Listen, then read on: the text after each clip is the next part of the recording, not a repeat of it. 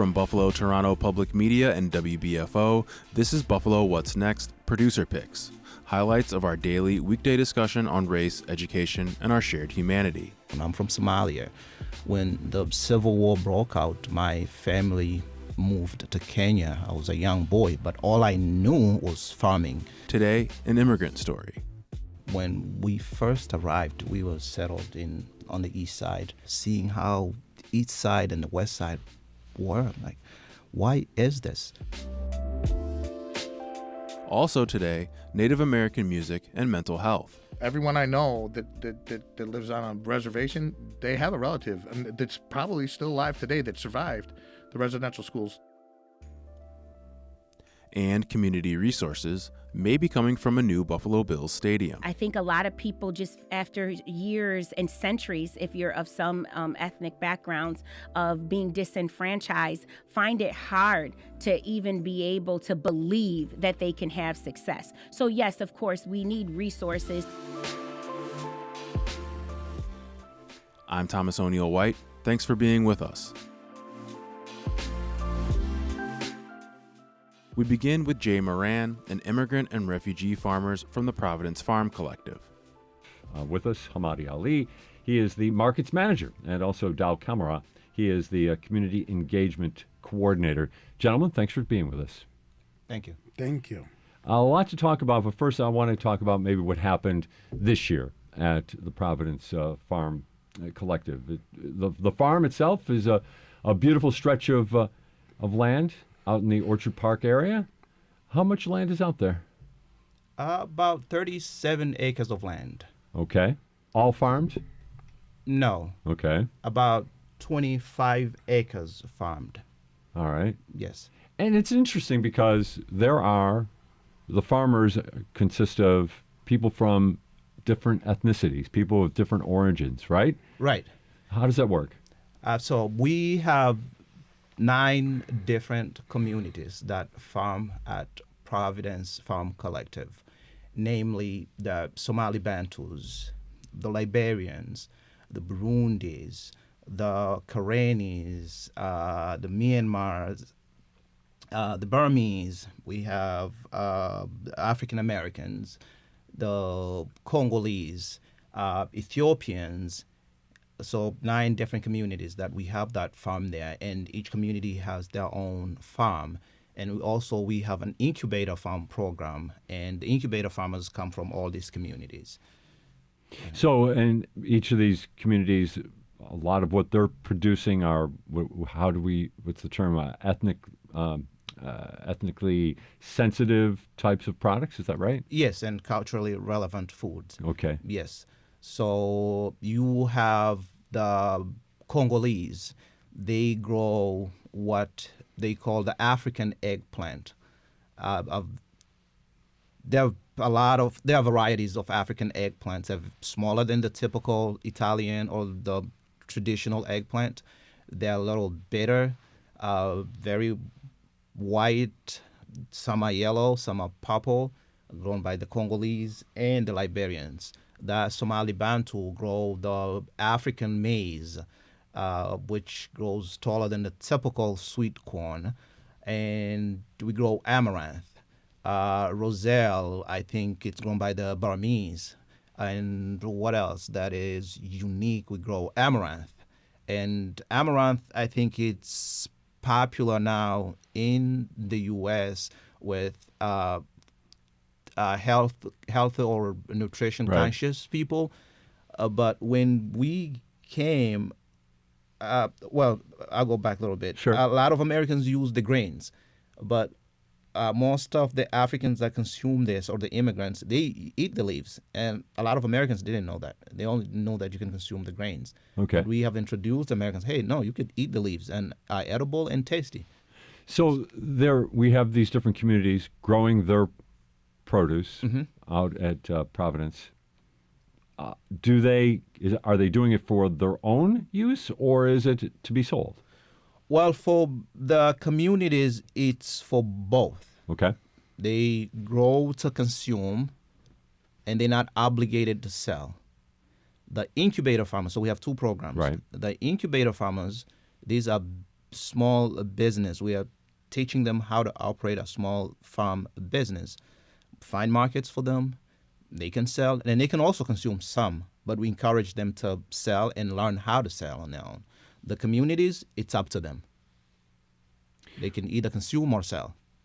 And when it comes to communities, Dao, this is, I guess, comes to you. How do you go about finding people who are interested in doing this? We spread the word. Okay. Spread the word. Go down speaking engagement and talk more about Providence Farm Collective, especially from my community. We got involved with Providence Farm Collective through a church. We were in the church, and one of our church members got in contact with the farm director, Beth, and Beth told her that, look, we have a space that if you guys want to farm.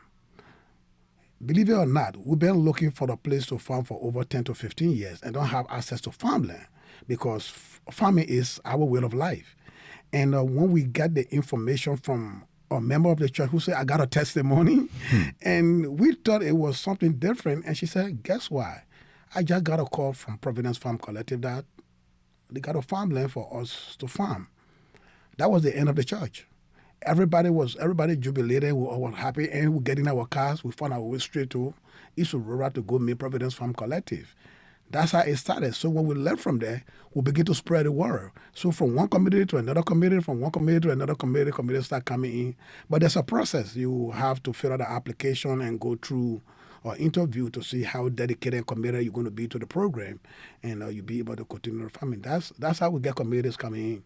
And it's interesting, you mentioned East Aurora, Dao. Of course, that was the former location of the Providence farm. It has since moved to Orchard Park. How much better is this land in Orchard Park than what you were utilizing initially? Oh, my God. The land we own right now is a miracle land. Because the first time we went to East Aurora, personally for myself, I put in almost tons of hours, and we did not realize nothing good from the soil because the soil was not that prime soil, that good for us to grow the kind of crops we wanted to grow. Especially the crops that we take from Africa is very sensitive to weather, so we really did not realize what we needed. That year, we actually got 23,000 pounds of food produced from there. But when we make our recommendation to our executive director, Christine, and we, the advisory board, said, look, can you find somewhere better? So she went on the move. We don't know how the miracle happened. We know she know that. But out of a sudden, they said, oh, no, we found somewhere else. Come and check it out. So we went out to check on Button Road. And when we got to Button Road the first year, we produced 91,000 pounds of food. So there's a difference between the 23 and the 91,000. And this year, I know we double it again because the farm is so good that we call home now.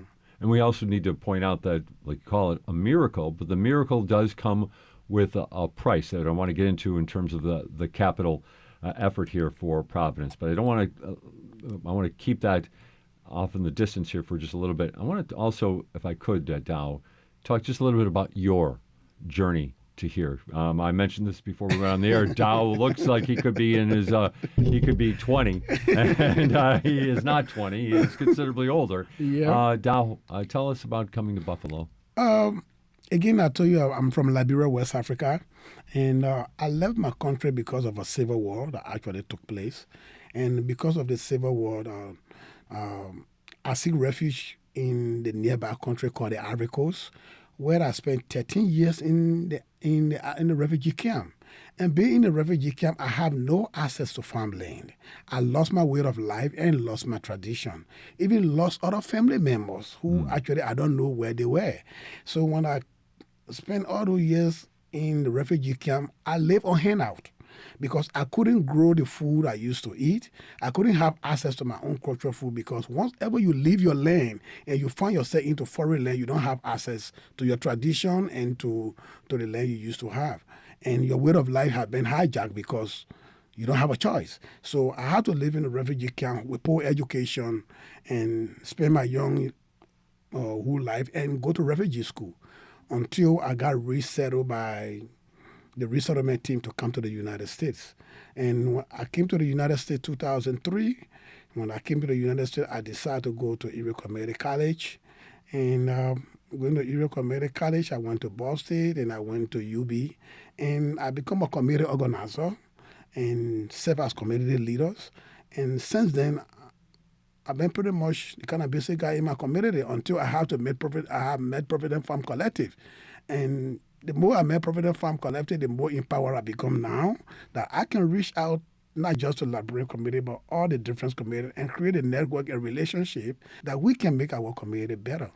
And that's my story. That's the journey. And one part of the story that you didn't mention right there is that farming has been your life. Yeah. You farmed from an early age in Liberia? Yes. Since I born, when my eye was open to life, it's only farming was the way of life. I go to school through farming. I got close through farming. Everything I did was farming. My mother was not a kind of educated person, so all she taught me is how to farm. So I grew up as a little boy being a farmer and a best friend to my mom because she always carried me every morning, and that was the teaching process for me. But as I began to grow up as a young boy, I began to develop interest in farming. So I said, look, I think I got to learn agriculture. So I went in the field of agriculture to kind of have a variety of knowledge on what really it means, to be farming. And I did that, and I got my degree, my undergraduate degree in agriculture before coming. But when I get to the United States and I don't have access to farmland, I just said, look, let me forget about this degree. Like, I have to go back to school. So I went and learned something else until I have to meet Providence Farm Collective again. That I have to come back to what I learned from my early age. So now with everything I do at Providence Farm Collective, I'm a farmer, I'm a community leader, I'm a community engagement person at Providence Farm Collective. I was going to ask this. So you're still farming? Oh, yes. And you're producing things that you produced in Liberia? Oh, yes. Right now I'm producing 3 different type of eggplants. Oh. Yeah, 3 different type of eggplants that you really don't know, and we're trying to introduce it in Western New York. And Providence Farm is working on this recipe that whatever we produce, it can come to the market and have a recipe so people can know how to do it. So we produce the real eggplant called the African eggplant, and we produce the one you guys call garden egg. It's a still African eggplant. And we produce another type of eggplant we call the kettle. And those things are very good for health because from where I came from, food is medicine. So you see us. Somebody say, is that why you look like you're 20? I look 50, but I look 20 because the kettle is helping me, the bitter body is helping me, and that recipe need to get to the market so you guys can get used to it. So doctor is not my friend. The food are my friend. Forget the question of food. Yeah. From the Providence Farm Collective with us on Buffalo What's Next, we have Dao Kamara and Hamadi Ali. Hamadi, your job then is to try to put this all together and get it to markets. Yes. What about that? How does that gone for you? Well, it's going well so far. But last year when we started, we only had 18 members in our CSA program. CSA stands for Community Supported Agriculture, and we were only in one market, a couple markets. Okay. Yes. And also, we had this grant from the Buffalo Bills Foundation, aggregation grant, where we can aggregate produce from our farmers and donate it to food pantries. So we were able to partner with Westside Community Services, Community Action Organization, the Friends of the Night people, and the Salvation Army on Grant Street. Okay. So going back to markets this year, we were able to expand our CSA program to a 43 members program. That is it doubled, not right. Almost, it exactly doubled. We were able to get into other markets. And another market I forgot that we are in, we partnered with Feed More of Western New York. Yes. So, and also this year we were able to start our farmers market on Buffalo's west side. How did it go? It was beautiful. First, when I started, I was like, is this going to work? And to the last day, we had folks come there early morning saying, oh, today's the last day. We're sad. We came to just get our last, shares. But throughout the summer, it was just beautiful. That's great to hear. It was beautiful. And your produce now is also in other stores as well. Yes, we were able to get into Lexington Co-op in both of their locations, one in Hurdle and the other one on Elmwood. Okay. Yes, and have been very supportive. And that proved to be prosperous for the collective. I mean, did it worked out well in terms of Yes. how much money you were able to take in? Yes, it worked very well, and our farmers were able to sell more produce and earn that extra income for themselves. Yeah, so it worked very well. And Is there any idea, like you said, you have the incubator program, how much, what kind of value their produce was worth this year? Do we have that? I know you have it in terms of pounds, but do we actually have a dollar figure attached, or is that maybe too hard to calculate? It's not too hard to calculate. I have done rough numbers. Okay. Yeah, and our I farmers, see the twinkle in your eye, so I guess you do have that ready for me. I have yes, and I think our farmers did very well because from last year to this year, when I compared I can't remember exactly what the numbers were. Sure. But it tripled from what someone sold last year to this year. The same person, it tripled, and I went after everyone else, and it seemed like everyone else either doubled or tripled their sales. Wow. Yeah. And this is because of the markets that we were able to get in and the farmers market. And also one more market that we are in, it's the Delavan Grider Community Center. It is a fairly new farmers market that was started because of the tragedy that happened on the east side. And Dao has been manning that for us every other Thursday. I think it started in September and it will end in December. Oh, it's still going on. It's still going on. Yeah. When it's at the Delavan Grider Community Center? When? What day of the week? It's Thursday. I was there last Thursday from 4 to 7. Okay. Yeah, and it go pretty well, yeah. Yeah. What about, since Hamadi brought it up, and you guys now you're Buffalonians, right? You know, what about Buffalo since what happened on Jefferson Avenue? Have you seen a change in Buffalo? Maybe, but actually for me, I spend all my time at Providence Farm Collective now. So you're busy. I'm a family because the reason I said it is because we want somewhere where you can ease your stress, where you can be able to have folks to talk to you. Still being around Buffalo and have no counseling, have no one meeting committees, because if you look at what has happened on the east side, it's not just the family, but we as a neighbor and as a community, we all are affected. And when we are affected, there should be the round table where we have to sit down and actually discuss what the future holds for every one of us. What is the solution? What can we do to avoid this? How can we be one another brother's keepers? If we don't have such a conversation, it's like somebody just say, let's just forget about them. They got to figure out the way. And I think getting into my root and doing my farming with my family, having our conversation, that helps us to ease our stress. But Buffalo need to improve. We really need to improve. When such a tragedy happens, let's understand that we all are neighbors, we all are affected. How can we come on the table? Each community should have a seat on the table to be able to address the issue. Yeah. You brought it up. How should Buffalo improve? Any thoughts?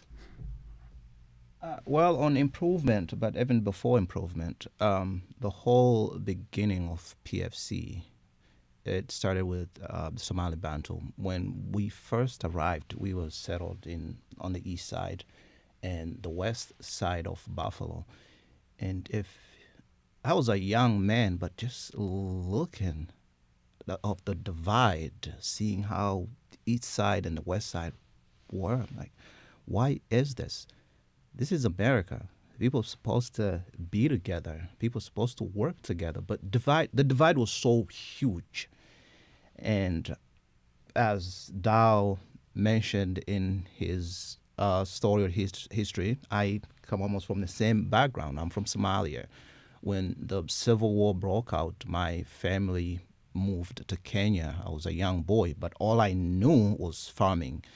They came to the States after seeing how the city of Buffalo was divided. It's like, well, I need to get connected to my roots. I went to school to ECC, like Dao, Buff State, and eventually to UB. And I got I engaged with my community. How can I help my community? And one thing I was like, hell, we come from a farming, agrarian farmers, subsistence farmers, but I want to change that. But how do we get land? And me and others, the whole community, will start reaching out. This has to change because the divide, the segregation, something has to change. And the first thing to change is to get access to fresh food. The food stores that were around by the time I was living on West Ferry, it's either 2 miles going whatever way, Hurdle or East Amherst was, or maybe coming towards downtown to reach the other food store. There was no other food store nearby. We had to walk. It's like, this is sad for the folks that live here. It's what they call now the food apathy. Right. So yes. you saw this. You saw this a long time ago. Yeah. And that's how we start reaching out. And like Dao alluded, it took a long time. Took us from 2007 to 2017 to get land to farm on. 10 years. We got the land, we start farming, and we start asking the questions. Who should this food go to? Well, ourselves and the communities in Buffalo that need fresh food. So things don't happen in vacuum. What happened on May 14th has to do with all of this, the divide in Buffalo, and that has to change. Leaders have to engage. What do their people want? What do their people need? How you can educate the people. You say, things just don't happen. The people that live in these neighborhoods, you go to a store, you shoot the store, which is very unfortunate, and then the store is closed. People have nowhere to turn to go get food. And as sad as it is, it was fortunate that there was some organization that were willing to give food. One of it was the Community Action Organization, which PFC was donating food to, and PFC stepped up. Like, hey, how can we help? How can we do this? How much food did you contribute? I don't have the numbers, but it was a lot. Yeah. Yes. Every Tuesday morning, we made sure that we loaded our truck and drove to the east side on East Ferry, Community Organization Center, and delivered the produce. Fresh produce, harvested on Monday, delivered on Tuesday morning. Wow. No chemical, no pesticides, clean. Grown right here? Grown right here in Western New York. In Western New York. Yes. We're coming down to our final few minutes here, talking about the Providence Farm Collective with Hamadi Ali and Dao Kamara. What about that? I think both of you gentlemen have done a great job of talking about the value and what the possibility of this is. But yet at the same time, I did touch upon this, Dao, a little bit. Like you said, we started off in East Aurora. Somebody was kind enough to let you use some land. It wasn't really ideal for growing. You've got this place in Orchard Park now where you can grow, but there is a cost with that as well. What can you tell us? What should we know about this effort that's moving forward here? Yeah, and I think that's what I'm here called it. What next? What's next? What next? And right now, we have Providence Farm Collective and the Western New York Land Conservancies will raise about $2.3 million. And within the $2.3 million, we have $685,000 that actually go towards purchasing the land and protection. And we have $665,000 that will go towards infrastructure improvements. And we have $725,000 that will go towards farm directed endowment and sustainability. And we also have $141,000 that go toward the campaign management, and we have $110,000 that go toward contingency. You see, but currently the Providence Farm Collective has secured $1.6 million. Okay. As we have right now, and at the same time, We have the March challenge of 275,000 that is on our way. But as a result of the campaign, Providence Farm intends to actually provide prime farm land and infrastructure assets and educational support for both the farmers and the young adults, which in our after our summer youth program, because of everything that's happening right now at the 37 acres of farmland. So the education will be able to educate 300 farmers and 50 young people within the summer youth program as well. So that's the future. That's the future we have right now. But then at the same time, what are we looking at in 2024? In 2024, we are hoping that both the farmer and the young people that in the summer youth program, that in 2024 we can operate on 20 incubators farm and 10 community farm as well in 2024. And the reason we want to do that because we still need to address the food insecurity, both in the refugees, the immigrants, and a black individual who are actually facing food insecurity in Western New York. And even if you look at the statistic of the estimate of 200,000 children, 22% of those kids in their home are still struggling to be able to put food on their table. And the goal of Providence Farm Collective is how can we make that process? How can we be able to address the food insecurity? So we're still not stopping there for the future of Providence Farm Collective. What is on our way right now, from the operation of the farm, both the farmers and the youth, we're definitely looking at how can our farmers get income and how can our youth get income. So we're looking at within this program, farmers might be able to earn $45,000 from their produce, and the youth can be able to earn over $100,000 within the program from the youth program, and that money will be able to actually to address the food and housing insecurity. At the same time, they will be able to purchase school supplies, and other farmers will still use those funds to restudy their family members, and whatever funds are there will be able to address other community needs, like what we're talking about, counseling and other services that will be able, to be able to come, to help the community too as well. So this is the future that actually the Providence Farm Collective is driving at, and that's what we're looking at. But without that, still we're looking at the youth, because we have a cultural connection. There's a disconnect between the kids that we born here and we ourselves, because most of our kids really don't know about farming. And now we try to introduce farming. We want everyone to understand that farmers are aging out. And we need young farmers. Where would the young farmer come from? That's where Providence Farm Collective is working on. The young farmer is from the new generation. Okay? Why can we teach them? How can we empower them to be actually farmers? Like my daughter Koban, who have never farmed before, who knows nothing about farming, but because of Providence Farm Collective now, she worked alongside with me within the summer youth program, and she began to develop interest, and now working alongside with me and looking at her as a future of the new farmer, which want to change the dynamic of farming. So not only making farm, but we're looking at the future of creating new farmers that we can empower them. Look, farming not just for old people alone.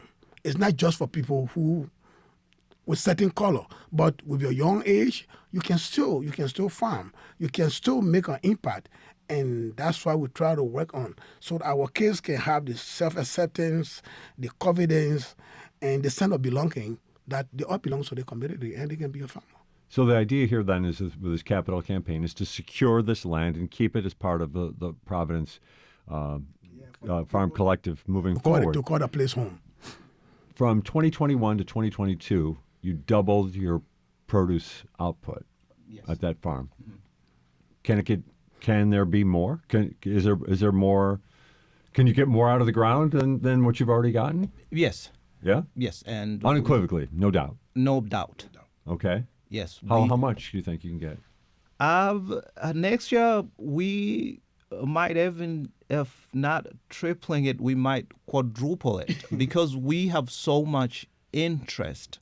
The amount of applications we have received have exceeded almost the first, the second, this is our third year of just incubator farmers wanting to come to farm at PFC.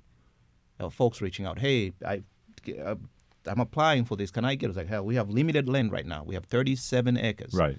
And if we accept you, we accept you. If not, unfortunately, but we are working. We're working very hard. So yes, it definitely the output will increase, and increasing output in creating incomes for folks.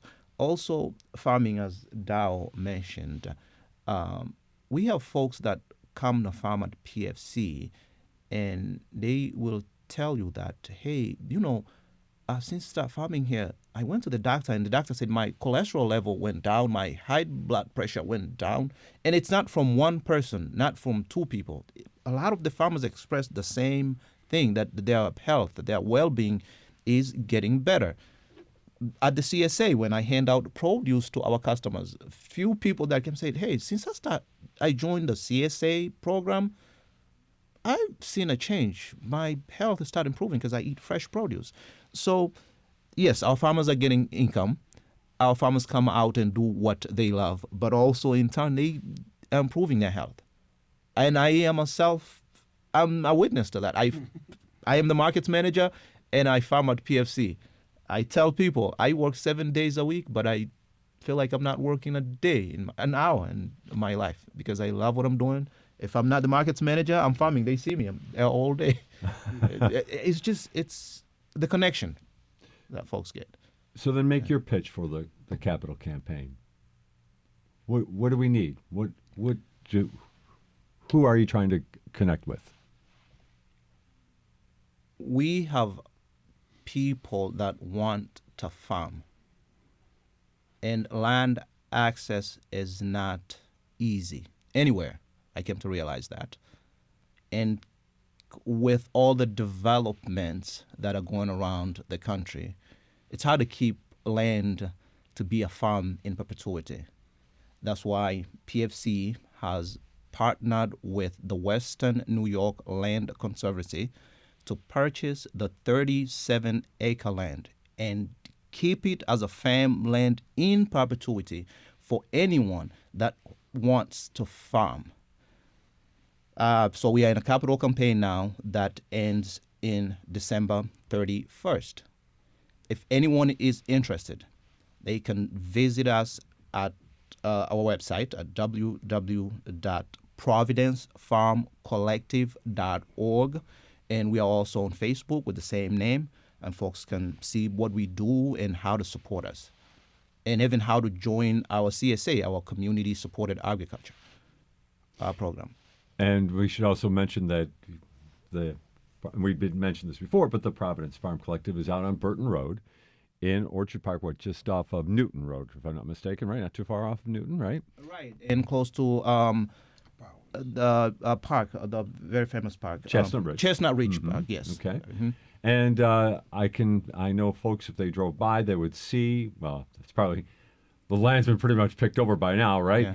But the idea that if this is not a farm, and like you said, land access is becoming more and more difficult, that could easily become another housing development out there. But you believe it should be farmed. Oh, yes, it should be farmed. And it should be farmed because it will help to bring fresh fruit and culturally relevant food in Western New York. And again, we actually letting everyone know that food is medicine.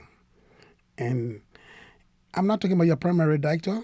Providence Farm going to be your second doctor because the food we gave you is fresh. And just nothing you can do. You can't beat it. You can beat the price. And we have over 20 different types of crops that grow at Providence Farm Collectives. So we invite people to come to the tour, come and see what is happening there, go on our website, and learn more about us and make us your friend. That's why we're in this campaign. But actually, our 275 farmers right now at Providence Farm Collective want to make that place a home. And when that land is bought, PLC actually going to protect it to make sure that it can remain farmland forever. You want to follow up, Hamadi? Yeah, and with what we grow, it might be cultural or traditional foods to us, but even to some people, I didn't know you could eat green tomatoes. People buy green tomatoes, bring them to market. Certain people come and buy them in bulk. This is what they eat. Tomatillos. We grow tomatillos, bring them to market. People come and get them. We donate them. One of the food pantries, one time we didn't take tomatillos to the food pantry. And what happened to the tomatillos? Like, you guys like them? Oh, yes, we came here every day to get tomatillos. So supporting Providence Farm Collective, it supports the farmers, but also it supports the communities around Buffalo. It comes from one community to the other communities. Jay Moran with Hamadi Ali and Dao Kamara from the Providence Farm Collective. This is our weekly Producers Picks program, highlighting important interviews from our Buffalo What's Next programs, heard each morning at 10 and rebroadcast at 9 on WBFO. Each day, we talk about community needs and the under-resourced. Which brings us to Legislator April Baskin and her talk with WBFO's Dave Debo about the resources that might flow from an agreement from the new Buffalo Bills Stadium. There's a confidentiality agreement in place, so she's not going to be able to specifically discuss the negotiations. But I think if we frame this discussion in terms of community aspirations and community needs and the things that a benefit agreement like this could certainly help out with on the east side, she is ready to do that and here this morning with us. April Baskin, thanks for joining us. Thank you, Dave. Thanks for having me. Can you discuss the status of it? Or does that violate the confidentiality here? We are in a place where negotiations are ongoing. So with that layered complexity of all facets of the deal, not just the CBA, but the land transfer agreement, there's a lot of things that have to go into the entire lease deal. It's ongoing. And let's just do an above the trees here. What is a community benefits agreement? So a community benefits agreement traditionally is an agreement that a developer would have with stakeholders from the community because the development imposes on the community or will shift the community in some sort of way. Is the premise that the siting of a stadium in Orchard Park and not somewhere else with that much tax dollars being put into it, is the premise that that is a detriment to the community and therefore money must come to the community to offset the ills of a stadium? I don't think anything affiliated with progressing our hometown sports team, our beloved Buffalo Bills, is a detriment. You're going to find very few Buffalonians that feel that. But what I do feel is that we are making a substantial amount of public dollar investment into bringing a new stadium to fruition. With that said, when one considers a lot of the social issues that our community still deals with, where we rank in terms of poverty, where we rank in terms of unemployment, when we rank in terms of segregation, or where we rank in terms of lead poisoning with our kids, there are a lot of social issues that public dollars should be addressing. But because we are putting it into our local sports team, which I'm not necessarily against, I'm just asking that an equitable investment or some type of investment from the initial go back to those social issues. If any of these questions stray into the areas you can't answer, just tell me. Mm-hmm. If the stadium costs the state $75-80 billion, give or take, and you're asking for money for a variety of community benefits, social programs, et cetera, why have the stadium be the pass-through? Why not just have the state give money for lead abatement, give money to address segregation or food deserts or what have you, and not necessarily link it to the stadium? What's the connection that puts those two together for you in your mind? So in terms of investment numbers, right now we are at $250 million from the county of public dollars, $600 million from the state. And so the state does do that. The state does a great job. The leadership that we have in the New York State delegation and our newly elected governor does an amazing job at prioritizing those issues. And so does the county of Erie. I think that every dollar that is spent of public dollars needs to be accounted for as how it is going to be a benefit.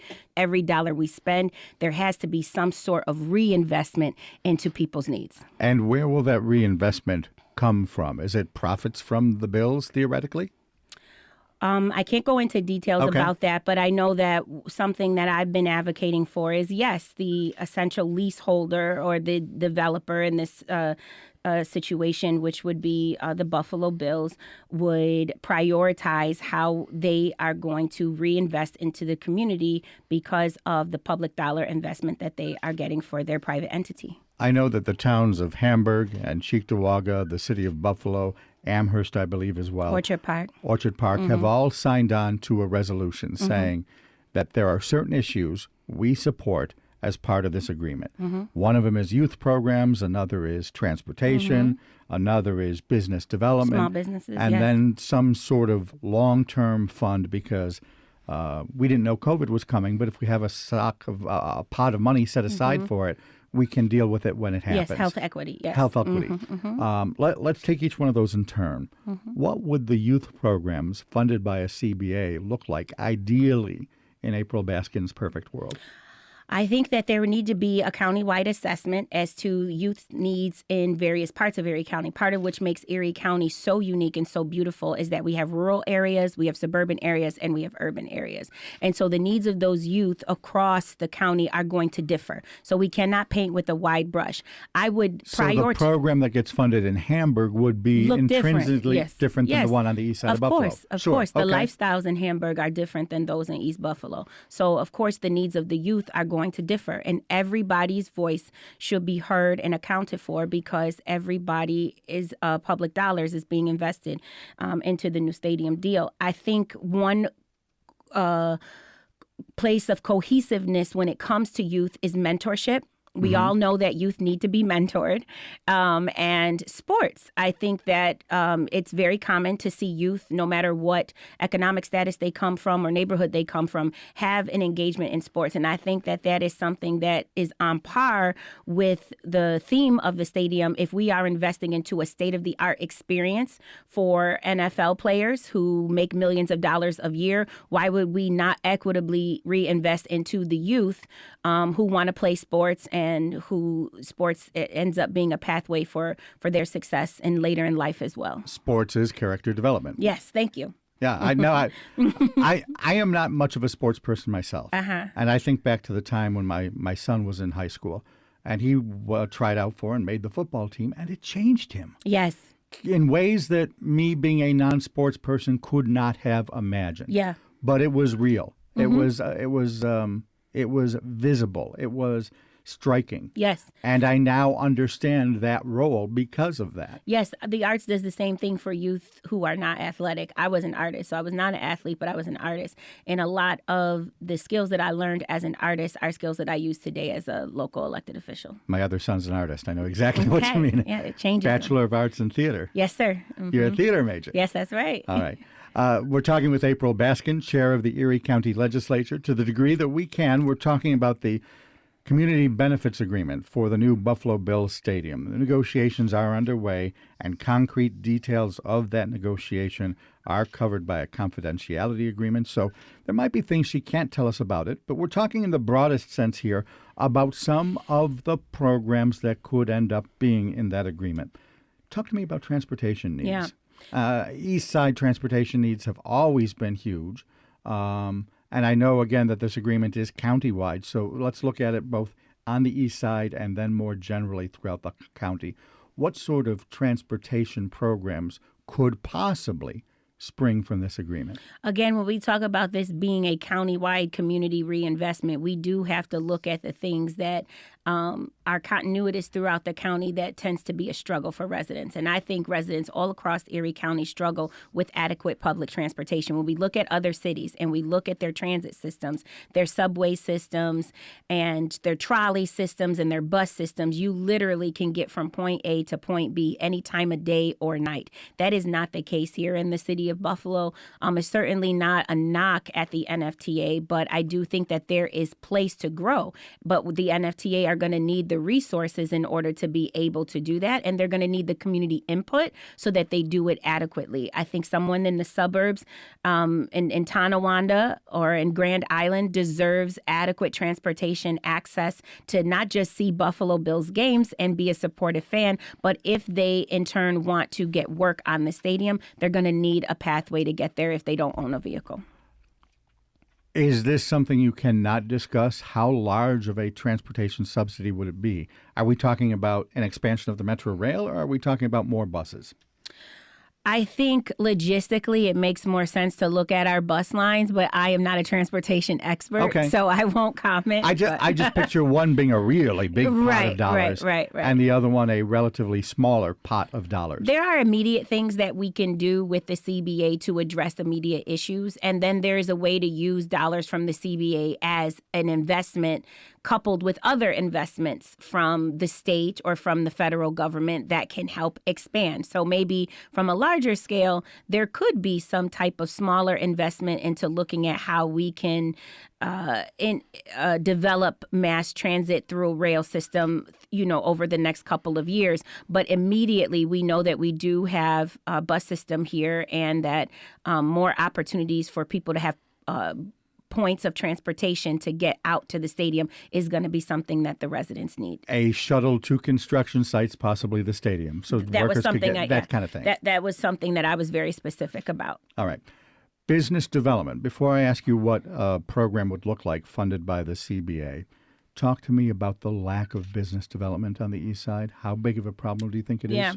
I hear stories about the business epicenter that Bailey Avenue once was, that Jefferson Avenue once was, and I believe that Buffalo and East Buffalo has the potential to get back there, but we have to have people that are dedicated and deeply invested economically into developing a plan to make that happen. So I think the business districts of yesteryear, specifically in East Buffalo, where we've seen tragedy as a result of a lack of wealth, with the mass shooting on May 14th is something that has to be prioritized. But I have strong relationships with the Erie County ECIDA, with the Amherst Business Chamber of Commerce. And so I know firsthand that there are other pockets of business development coalitions that are working hard throughout Erie County to make sure that our small businesses have the upward mobility that they need.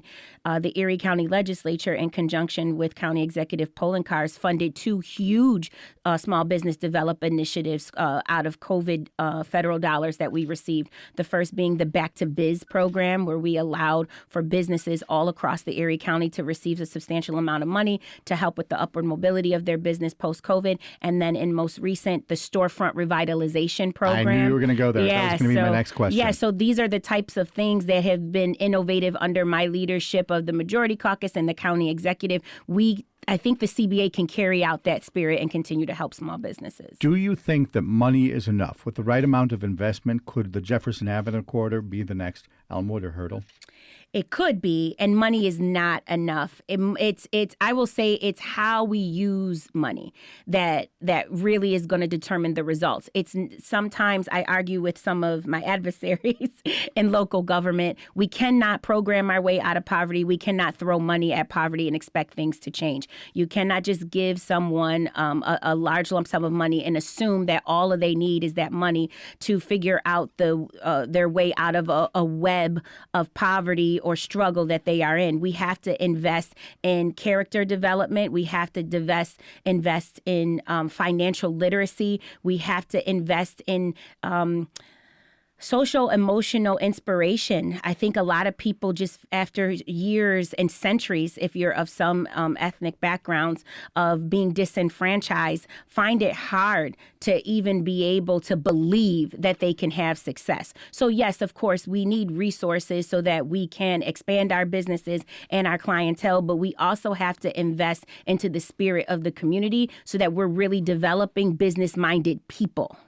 You're looking for basic entrepreneurs and say, hey, let me help you bring your idea to fruition. Yes, and I'm actually working on something right now in my bat cave that I'm presenting to the county executive and my colleagues in the legislature that aligns specifically with what we're talking about now. And now bring it back to me to the CBA. Would that be a funding stream? I believe so. It must be. And Okay. I'm fighting for that when we're in these negotiations. All right. You said something that I've never heard it expressed before, but I really like. We can't program our way out of poverty. Yeah, I'm repeating a statement that was said to me by a friend who attended a conference where the conference leader said it, and it inspired me as well. We have a tradition in impoverished communities to let's develop a program to help people who are struggling, when really that program is just helping people stay afloat in their struggle. It's not helping them get out of the struggle. And so when I heard that phrase used, I kind of coined it Yeah, I and like that. adopted it, and it's true. The other thing that I think we might have to address is when you create a program, programs need to be administered. There is an entire middle level there without the money necessarily. And I'm not making a broad brush accusation, but there are cases when I think the program costs prevent money from entirely trickling down. Would you agree? I agree. I think there's a lot of people in certain communities that kind of cringe at the phrase trickling down because it's usually affiliated with a split Yeah. tongue politician who is finding a way to make sure that all of their political cronies are put in a position to administer the program, and it never trickles down to the people. So yes, we have to come away from assuming that putting a pot of money to address a large issue like homelessness or unemployment or drug abuse or the opioid crisis is enough. My goal is to not have generation after generation after generation be dependent on a particular service. But should that be the role of government? Yes, that is the role of government in these programs to help people with their basic day-to-day needs. But they all have to happen in tandem. You cannot decide which one you are going to do. You need the services and the programs. We do not need any more. We need more people who are effective and outcome-driven to run them. And then what we need is an exploratory resource and tool and investments into data collection, because you cannot address root cause issues without truly going in and assessing the community. A lot of these programs are developed by people who have fancy degrees, and they have a lot of assumptions about lifestyles that they've never had to lead. Erie County Legislature Chair April Baskin. And we close today with Ed Koban, Music Director of the Native American Music Awards and someone who's working to combat mental health stigmas. Yeah, there definitely is a Native American music scene. Okay. And there is a sound in the sense that a lot of that Native music incorporates some of the traditional Native instruments and themes that are underlying, but there's Native American opera singers, there's Native American hip hop, metal bands. It's not just a traditional. And Ellen Bello and Donald Kelly, who run the Native American Music Awards, that's been I think their goal is to kind of illuminate to everyone that this is a thriving contemporary music scene that covers every genre. But the themes will often be the same. You know, they deal with a lot of the issues and problems and topics that are popular in Native culture.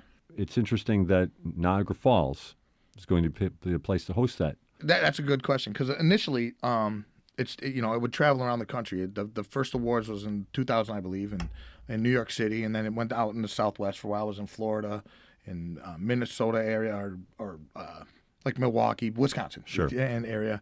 And then in the mid 2000s, they came here. I became the house band, and this year I was the music director. The depth of musicianship here in Niagara Falls, like no matter what we needed, I could call on a musician here in Buffalo, native or non-native. The depth of musicianship here in Buffalo is unbelievable. Your journey, your music has taken